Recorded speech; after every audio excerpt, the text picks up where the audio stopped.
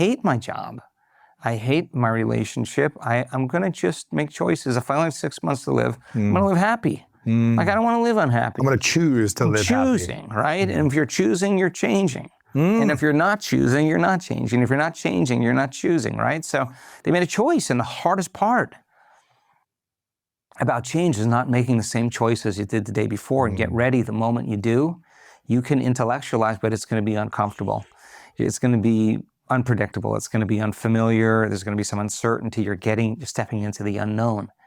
And if the addiction of those emotions, where the body's been conditioned to be the mind, the body starts telling the mind to return back to the known. Start tomorrow, you're a failure, it's your mother's fault, you were abused, I need a brain scan, there's something's wrong with you, this isn't right.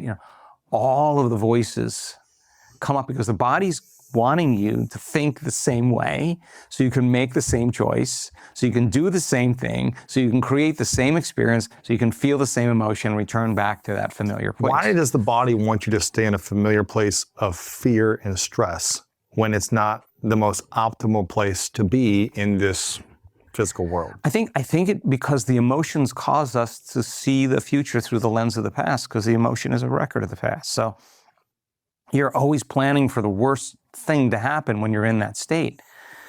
So the body has been conditioned to be the mind, the servant is the master, and the programs like, how do you open a doorknob? Well, you may not consciously remember, but you'd go, oh, you do it this way. Well, your body knows how to do it better than your conscious mind. That's 95% of who we are is those automatic behaviors, emotional responses. So epigenetics says the environment signals the gene. But the end product of an experience in the environment is an emotion.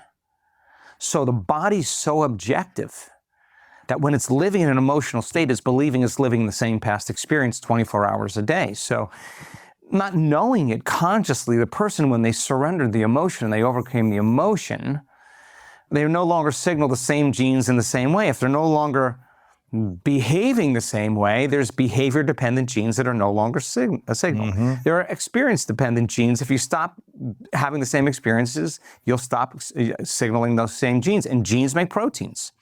And proteins are responsible for the structure and function of your body. And the expression of proteins is the expression of life. So without knowing it, they changed. They became so conscious of their unconscious thoughts, behaviors, and emotions that they wouldn't go unconscious to them in their waking day.